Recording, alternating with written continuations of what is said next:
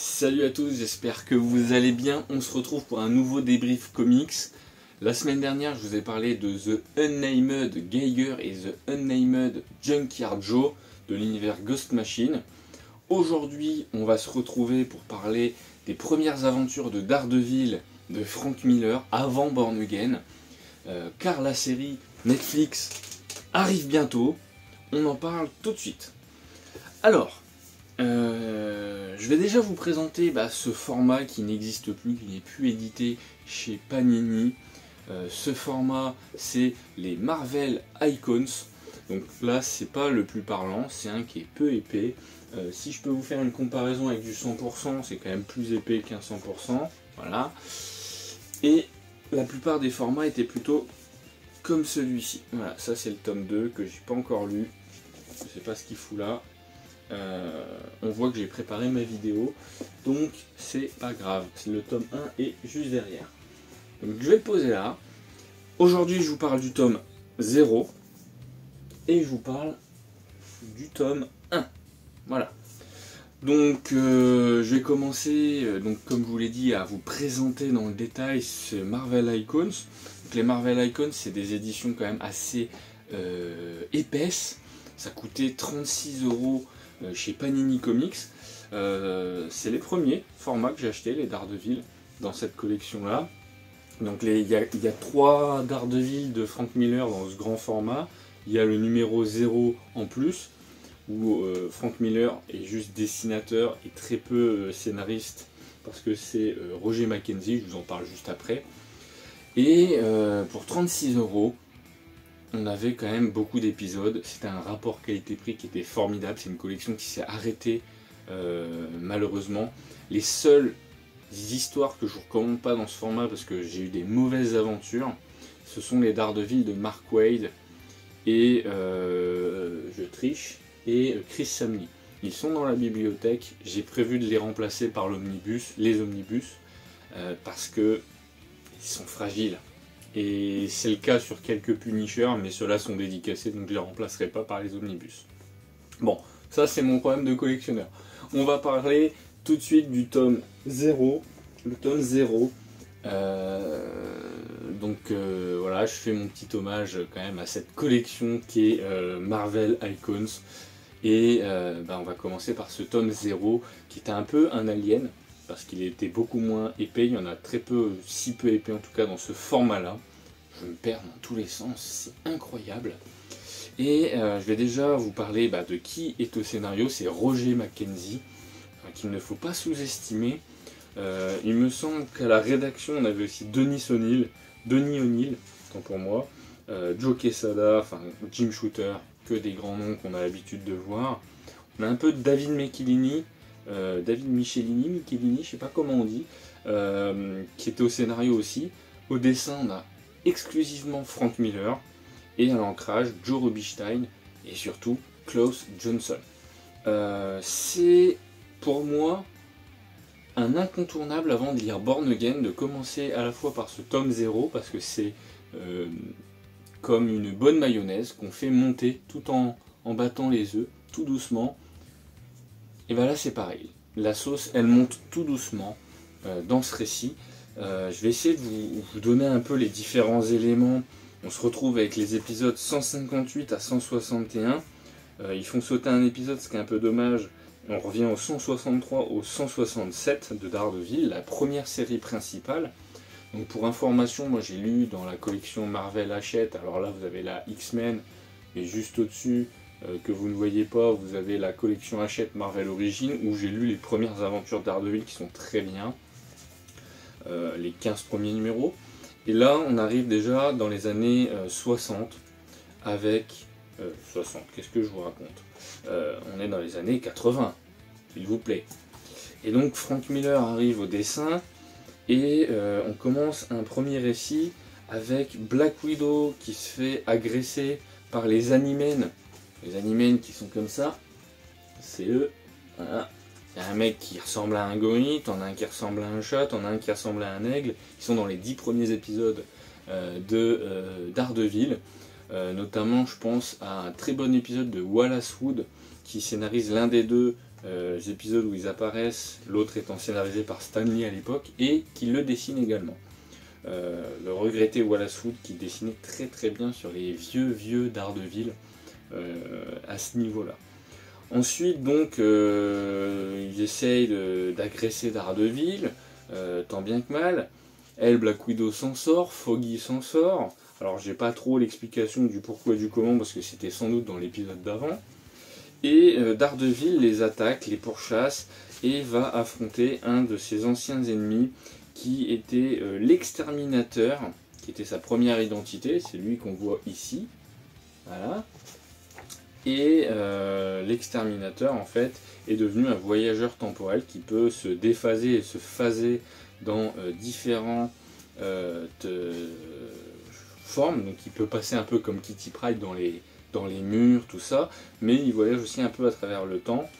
Et en fait il devient un autre personnage dont j'ai un peu oublié le nom. Je sais plus si c'est pas le fantôme. Mais je me rappelle d'une BD italienne où il apparaît également et il va vite se faire piéger par Daredevil, c'est le chasseur, voilà.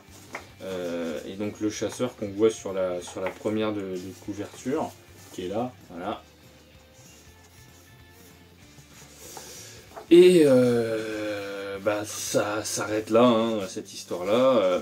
Tout le monde est un peu choqué, mais Daredevil arrive à le battre. Et on a Daredevil qui ne sort pas avec Karen Page. Karen Page n'est plus là, mais il est avec Heather. Alors j'ai oublié son nom de famille.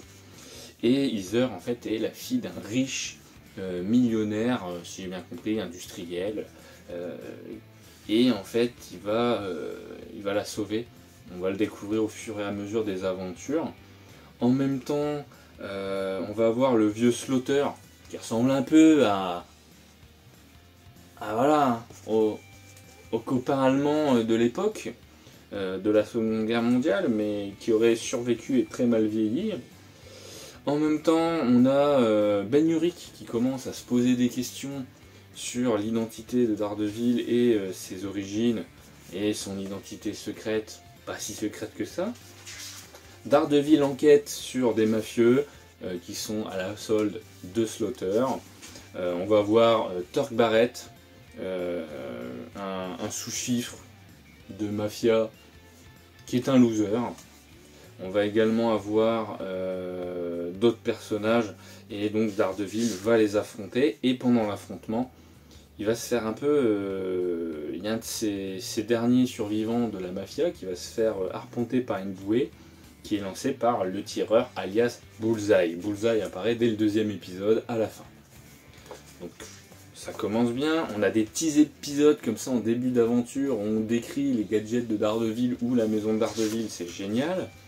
Et donc Bullseye, il décide de choper Daredevil, de l'affronter, parce qu'il en veut après lui, après plusieurs échecs face à l'homme sans peur, et il agresse donc Black Widow. Heather, elle, étant pas vraiment d'humeur, parce que son père est décédé, Matt Murdock essaye de la réconcilier, parce que c'est sa copine. En parallèle, on découvre que Foggy va essayer de se marier. Et donc Daredevil part à l'aventure malgré tout. Il va essayer de comprendre ce qui se passe pour tout ça. Et il va aller chez Josie. Et il va casser des gueules encore chez Josie. Voilà, et bagarre. La bagarre. Et ça, c'est sympa. Je prends vraiment mon temps de vous expliquer un peu ce qui se passe dedans. Parce que c'est vraiment anthologique pour moi. Ça peut être passable pour certains. Mais pour moi, c'est génial. Et c'est une vidéo qui prendra un peu plus de temps. Et donc il y a Turk qui va essayer d'alerter encore une fois Slaughter, qui a vraiment une sale gueule, là.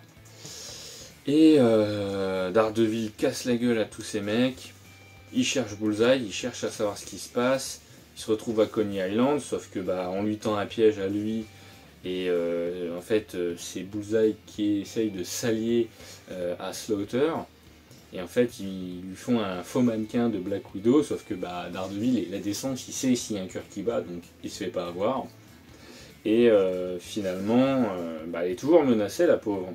Pendant ce temps-là, Ben Urich mène son enquête sur Daredevil. il commence à mener son enquête sur un certain Battling Jack Murdoch, qui était un bon boxeur, mais qui s'est fait assassiner, et que son fils se faisait déjà appeler à l'époque Daredevil. Oh, pas de bol, hein. Mais les autres n'ont pas capté. C'est ça qui est génial, c'est que tous ceux qui l'informent n'ont pas capté, mais lui, il comprend. Ensuite, donc, il affronte enfin Bullseye, et arrive à libérer Black Widow. Voilà. Des très bonnes planches. J'aime beaucoup le dessin de Miller avec l'ancrage de Klaus Johnson. Au niveau de la colorisation, il me semble que c'est aussi Klaus Johnson. Ils se battent, ils se bagarrent. Et en fait, au moment où Bullseye a l'avantage avec un pistolet dans les mains, finalement, il tremble, il perd ses moyens. Et en fait, Slaughter dit à Daredevil, finalement, Bullseye, c'est un peu un connard. Donc, échappez-vous, barrez-vous. On considère que cette fois-ci, on n'a rien vu. On ne s'interposera pas entre vous, mais par contre, la prochaine fois, on vous mettra tarif à Daredevil, hein, parce que Slaughter reste un mafieux, et Bullseye est éliminé. Voilà. Donc ça, c'est l'épisode 162. On arrive à Daredevil 163. Non, c'est 161, je vous ai dit une bêtise. Et là, on arrive à Daredevil 163. Donc, on a un épisode qui est coupé, je ne l'ai jamais lu du coup. Daredevil, finalement, va au mariage de. Il me semble que c'est au mariage déjà, ou c'est un peu après. Non, je ne sais plus. Mais en tout cas, oui, si, il va au. Il me semble que c'est ça. Hein. Il est avec Foggy, en tout cas, ils font la fête à une soirée. Et il y a Hulk qui débarque. Hulk à l'époque, avant qu'il soit le grand Hulk impossible à battre. Hein. Voilà. Et en fait, il essaye de raisonner Hulk pour sauver Banner, parce qu'ils se connaissent déjà. Et du coup, il l'accueille chez lui, il l'aide. Banner s'en va le lendemain, et dans le métro, il pète un câble, et Hulk est de nouveau en colère dans New York. Les Avengers, comme par hasard, sont pas disponibles, les 4 Fantastiques non plus. Un affrontement s'ensuit entre Daredevil et Hulk, sauf que Hulk reste une force de la nature. Et le pauvre Daredevil, en fait, commence à saigner de partout. Là, on commençait à avoir du Daredevil déjà un peu plus adulte, un peu plus gore. Et s'ensuit des scènes de bagarre. Ça, j'aime beaucoup. C'est les transitions du Daredevil comme ça, fait par Miller et ancré par Johnson, avec un Daredevil un peu plus rosâtre pour montrer les transitions de l'action.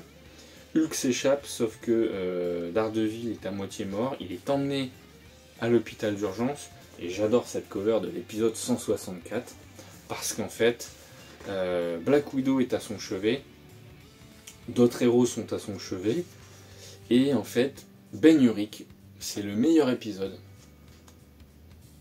dit à Daredevil, je sais qui tu es, j'ai des informations sur toi, j'ai découvert, ils parlent du coup ensemble. S'ensuit donc un flashback des origines de Daredevil pour recomprendre et recontextualiser, ce qui à l'époque permettait aussi d'acquérir des nouveaux lecteurs à un nouveau point d'entrée, un nouveau point d'ancrage si vous ne connaissiez pas Daredevil. On découvre tout ce qui s'est passé avec le père de Murdoch, qui s'est fait avoir par des mafieux parce qu'il acceptait de se coucher, sauf qu'au final il a dit bah non, pour l'honneur de mon fils et pour mon honneur. Voilà, vous connaissez l'histoire. Et en fait, c'était un certain Roscoe qui avait mené et tenté d'abattre Jack Battling Murdoch. Et en fait, on a même les origines revisitées avec de nouveau les épisodes avec la tenue jaune et rouge. Et s'ensuit donc les premières aventures où on va avoir finalement Daredevil qui confie ses origines à Ben Urich. Et c'est ce qui permettra finalement à Ben Urich qui va lui dire non mais finalement je sais que je tiens un Pulitzer mais je vais pas publier cet article parce que grâce à toi tu défends la ville. Et on a un plan séquence, la dernière page, c'est génial. Voilà. On a Ben Urich qui allume sa clope et qui se casse alors qu'il a de quoi faire de la thune et les gros titres des journaux. C'est mon histoire préférée, on va dire, avant Born Again. sur Daredevil. Si je dois vraiment choisir un épisode, c'est vraiment un très bon épisode. Ensuite, on va voir Daredevil qui affronte Octopus, qui cherche à avoir, il me semble, des nouvelles pinces en adamantium. Bon, je vous passe le détail de l'aventure. Et on va après arriver sur une aventure avec tout simplement le gladiateur, ce personnage-là, Melvin Potter, qui en fait a des troubles à ce niveau-là de l'identité et en fait qui agresse tout le monde avec des disques. Et c'est à ce moment-là où il y a le mariage de Foggy. Voilà. Donc, Foggy se marie avec une fille c'est totalement anecdotique hein, pour le coup. Il y a sa famille qui est là, sauf qu'il aurait soi-disant perdu sa bague. Lui, Daredevil, il va essayer de sauver les gens du gladiateur, en même temps qu'il va chercher la bague de Foggy, sauf que il arrive à se faire croire que il s'est perdu et que comme il est aveugle, voilà. Et en fait, ça se passe dans une espèce de musée de cire avec des super vilains représentés un peu partout, et ça finit dans une arène avec Jules César, là où il y a un gladiateur malin. Donc on voit les prémices de 300, hein. Finalement, l'inspiration de Frank Miller à ces choses-là. Et on a une très belle histoire qui finit avec la conclusion, le mariage de Foggy. C'est pas la meilleure histoire, mais en tout cas j'aime bien ce qui se passe avec le gladiateur, parce qu'on en reparlera un peu plus tard. Et le dernier épisode de ce premier numéro, c'est en fait un riche qui invite Matt Murdock et Heather, sa copine de l'époque. Et en fait, il y a un mec en armure qui les attaque, c'est pas Iron Man, c'est un mec qu'on connaît pas, et on découvre qu'en fait c'est un mec qui s'est fait virer de la grosse entreprise, et qu'en fait l'autre c'est un salaud qui est protégé par le gouvernement, et donc Daredevil finalement va juste pas laisser aucun des deux mourir, mais finalement ça se passe un peu mal pour le mec en armure parce qu'il finit mal, et le riche collaborateur chez qui il était parce que c'est un salaud protégé par le gouvernement.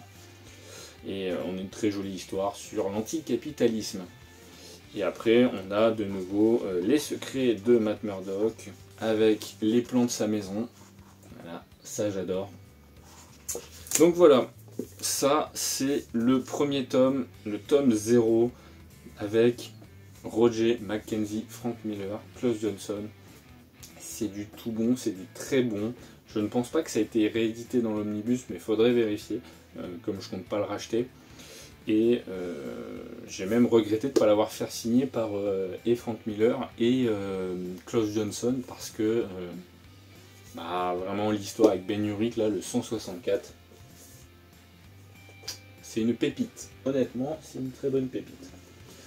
Donc ensuite, je vais vous parler de ça. Alors c'est pareil, je vais revoir en revue. Là je vais être un peu plus évasif dans ce que je vais vous présenter, parce que il faut le lire, il faut l'apprécier encore plus.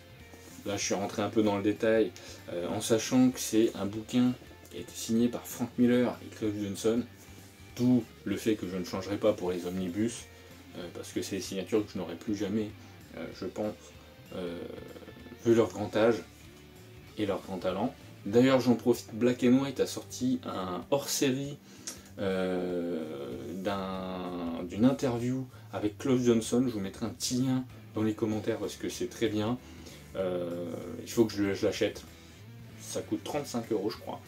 Et c'est du tout bon, c'est une interview exclusive de Klaus Johnson, l'encreur de Frank Miller, pas que sur Daredevil, sur le Dark Knight, Batman The Dark Knight, et également sur d'autres titres. C'est quelqu'un qui a ancré beaucoup de personnes. Il a ancré Jack Kirby, John Buscema, il a ancré pas mal de monde, que ce soit de l'ancienne garde, de la nouvelle génération également. Et en plus de ça, c'est un dessinateur, un coloriste, un encreur. Donc le mec a toutes les casquettes. Bon, on va commencer avec le premier épisode. C'est un épisode où Daredevil débarque, et là c'est Frank Miller qui est principalement au dessin et au scénario. Au niveau des couleurs et de l'ancrage, on a principalement Klaus Johnson. Pareil pour les finitions. Alors je vais peut-être commencer par les deux aventures parallèles. On a un Marvel Team Up annuel 4 avec l'Homme Pourpre et le Caïd qui vont affronter Spider-Man, Daredevil, Luke Cage, Danny Rand, Iron Fist et Moon Knight. Bon, c'est une histoire sympa sans plus. J'ai pas apprécié, pourtant j'aime bien l'idée que tout ce beau monde se réunisse. Et on a le What If 28 où on a de nouveau Frank Miller au dessin et au scénario, avec ici Daredevil, Matt Murdock travaillait pour le Shield. Donc c'est une aventure assez soft et sympa. Pour la petite histoire, avant d'aller peut-être un peu plus loin, parce que ce bouquin il a fait une belle aventure, j'ai eu au Comic Con 2019 ou 2018, l'avant-dernière édition, donc c'est 2018. Frank Miller était là, j'étais pointé à 4h du matin, ça allait pas bien dans ma vie. J'avais réussi à avoir les 2 signatures de Frank Miller, alléluia, et j'avais laissé ça dans ma valise avec plein d'achats, mes fringues et tout. Et en fait, au moment de partir vers 16-17h, parce que je revenais le lendemain, je vais à la consigne et j'oublie ma valise. Mais je ne sais pas que j'ai oublié, je pense l'avoir emmené avec moi. Je vais dans le métro, c'est blindé, on sort du métro, et là je me dis, oh, j'ai pas la valise, il y a plein de trucs, il y a des dédicaces, il y a tout. Il y avait un très beau dessin de Salva Espin sur Deadpool. Galère, je sais pas ce qui se passe. Et j'essaie de chercher un raisonnement, contacte les gens de la RATP, savoir s'ils n'ont pas retrouvé une valise, mais il y a peu de chance. J'essaie de contacter l'organisation, j'arrive pas à tomber sur les gens. Puis au final, j'arrive à tomber sur quelqu'un qui me dit « Oui, c'est pas ça ». On m'envoie une photo, valise rouge, machin. Et effectivement, c'était bien ma valise. Et on m'a dit « Passez demain, vous la récupérez ». Et en fait, je l'avais laissée juste devant la consigne. Idiot que je suis. Mais ça peut arriver à n'importe qui, en sachant que y avait ça signé, plus 400-500 € de valeur d'affaires, plus les vêtements. Donc je vous dis pas la galère. Bon, il n'y avait pas le portefeuille, mais ça fait bien chier. Donc voilà, et puis je l'ai dédicacé il n'y a pas très longtemps par Klaus Johnson, quand il est passé en Belgique. Donc voilà, je vous ai parlé déjà de la collection Marvel Icons, très bon format, je l'ai lu à l'époque, c'était génial. Je l'ai relu récemment, c'est toujours aussi bon. On va avoir la première introduction d'Elektra, avec les origines d'Elektra dans la jeunesse de Matt Murdock. Slaughter est toujours là. On découvre aussi qu'il y a Grotto, un personnage qu'on voit aussi dans la série Netflix. Elektra est ici une assassin qui est tout simplement une mercenaire. Daredevil la reconnaît, il l'aide, il la sauve, ils s'embrassent, mais rien ne se passe. Ensuite, on a la libération de Bullseye qui pète un câble et voit des Daredevil partout. Très bon épisode, encore une fois, voilà. Et il agresse tout le monde parce qu'il pense voir Daredevil partout. Il va jusqu'à tuer des gens parce qu'il est vraiment malade dans sa tête, dans un cinéma. On a la relation d'Heather qui est là. Elektra tombe sur Heather et comprend que il est en couple, donc elle est jalouse. On voit Daredevil travailler avec la police, ça c'est très intéressant parce qu'il y a un inspecteur un peu comme Gordon, alors moins connu et moins iconique, hein, mais c'est très intéressant. Il arrive à détourner Bullseye et à le battre, ou presque, et si, il arrive à l'éliminer. Il décide de ne pas le tuer, pas le laisser mourir face au métro, donc ça c'est très intéressant. Ensuite, on voit le Caïd débarquer. Ça c'est génial. Tout en muscles et non tout en graisse. Daredevil lui affronte un super vilain de seconde zone. Pendant que Bullseye se remet en forme, affronte de nouveau Daredevil. Ça finit mal parce que le Caïd, lui, il revient sur New York. Et en fait, il comprend que Vanessa, je vais refaire dans l'ordre, hein, c'est que Vanessa, sa femme, parce qu'il vit une idylle, il est au Japon, il s'entraîne comme je vous l'ai montré et tout se passe bien, il a quitté les affaires du monde mafieux, sauf que Vanessa a besoin de je ne sais pas trop quoi, je ne me rappelle plus, hein, c'est un détail de l'histoire, mais elle a besoin d'avocats, elle essaye d'engager Murdock et Nelson et Murdock. Sauf qu'elle se fait kidnapper par les mafieux et Fisk revient presque aux affaires pour sauver sa femme. Sauf qu'à ce moment-là, une explosion arrive et tout le monde pense qu'elle est morte. Daredevil, lui, s'en tire pas plus mieux que ça. Il est en galère. On le voit passer une deal avec Heather, toujours. Il va chercher des renseignements chez Josie, le bar de Josie, et oui, il existait déjà. La pauvre, sa vitrine ne tient jamais. Spoiler. Et donc, il va aller au contact direct du Caïd pour affronter Bullseye, parce que ça ne va pas. Il va essayer de choper les dossiers qu'auraient les associés sur Wilson Fisk, parce que Wilson Fisk, en fait, a quitté le monde des affaires et tous les mafieux, il a pris des dossiers sur eux avant de leur laisser la place. Comme ça, il avait un moyen de les faire chanter et d'avoir des informations. Et voilà. Vanessa, on pense qu'elle est morte. Il y a une guerre des gangs qui se passe. Daredevil intervient. Il y a Bullseye dans l'eau. Il essaye d'éliminer le Caïd. Le Caïd s'énerve. Voilà.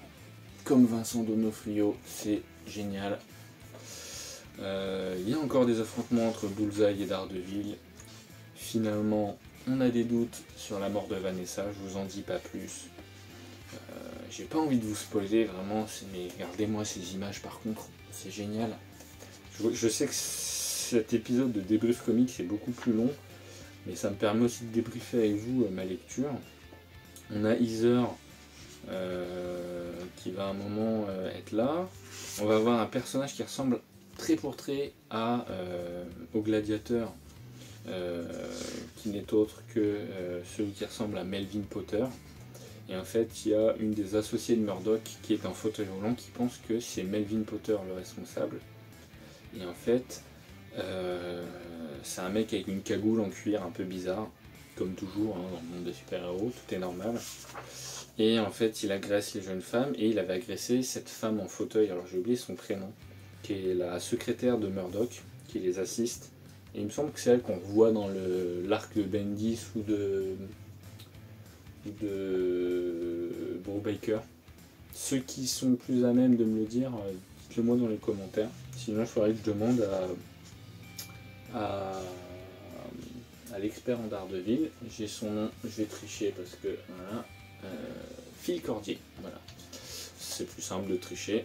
Au moins, je ne dis pas de bêtises. C'est lui d'ailleurs qui a fait l'interview de Klaus Johnson pour Black and White.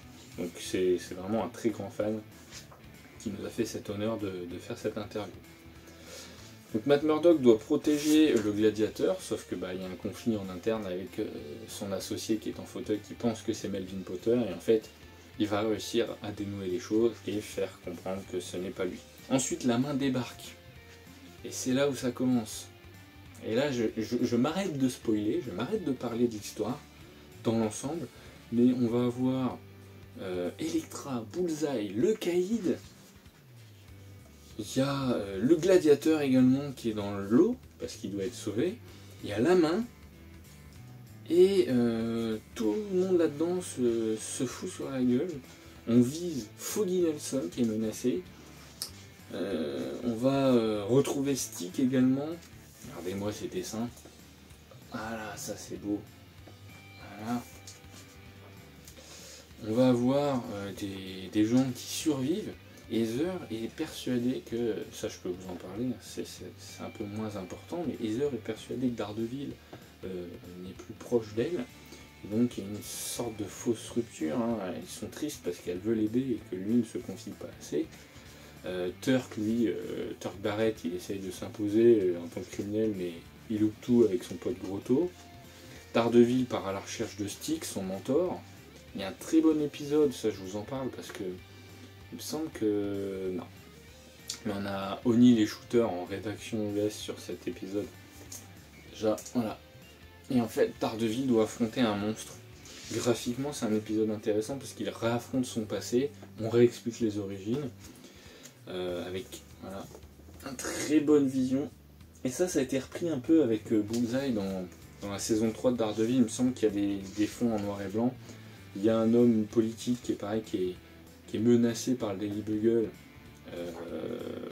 par ses liens avec le Caïd, comme le Caïd est de nouveau aux affaires, sauf que le Caïd lui dit tu vas faire comme on te dit. Lui, Matt Murdock, il se fait former, il affronte son passé et il affronte un démon qui représente toutes ses pas ses peurs, mais ses craintes, je dirais, parce que ça reste l'homme sans peur. Il l'affronte. À l'époque, j'aimais pas ce dessin-là, et au final, j'ai appris à apprécier ces dessins. Et puis regardez-moi ça, voilà. Le Kaïd avec sa clope, Electra. Hein. Bon, je vous en passe et des meilleurs. Il y a de la baston, Daredevil secoue tout le monde. À un moment, on a même Luke Cage, Danny Rand. Il y a des très bonnes aventures, des très bonnes intrigues. Il y a même l'épisode où Ben Urich est menacé dans un cinéma. Ça, c'est épique. Voilà, je vous en montre pas trop parce que c'est génial. C'est génial et on peut passer 1 heure à s'enregistrer comme ça. Comme je ne vais pas faire beaucoup de cuts, il y a des gens qui reviennent, il y a des gens qui meurent. Il y a une aventure dans les égouts qui est très intéressante. Il y a tout ce qui est avec les médias également, car il y a cette histoire avec l'homme politique qui est liée au Kaïd. On est vraiment dans des choses sérieuses. On craint pour la santé de Daredevil, on ne sait pas ce qui se passe. Il y a même des procès qui se passent. À un moment, il y a un épisode où Bullseye est persuadé d'avoir compris qui est Daredevil, un peu comme Ben Urich. Sauf que Daredevil va réussir à duper ce cher Bullseye, ce cher Poindexter. On va voir le décès d'un personnage important. Bon, si vous connaissez, voilà, vous savez de qui je parle. Et il y a toujours un grand conflit entre Bullseye et Daredevil. Et ça finit avec Bullseye qui n'est plus au service du Kaïd. Le décès d'un autre personnage.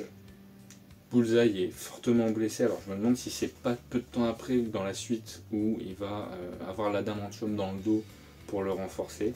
Et donc Matt Murdock a un deuil, je vous en dis pas plus, c'est du tout bon. L'épisode est un peu long, je vous le concède, mais là pour le coup, je peux que vous recommander ces choses-là si vous les avez en occasion. Sinon, regardez les omnibus, c'est du tout bon, du tout cuit, c'est excellent, c'est exceptionnel. Vous connaissez la chanson, les commentaires, les pouces en l'air, etc. La prochaine fois, de quoi je vais vous parler, je vais poser ça. La prochaine fois, je vais vous parler de Deadpool, le dernier tome sorti en librairie en début janvier. Et je vous parlerai d'Avengers, une des premières aventures dessinées par Olivier Coipel et scénarisée par Geoff Johns. Prenez soin de vous, on se dit à très bientôt pour un prochain épisode de Débrief Comics. Ciao!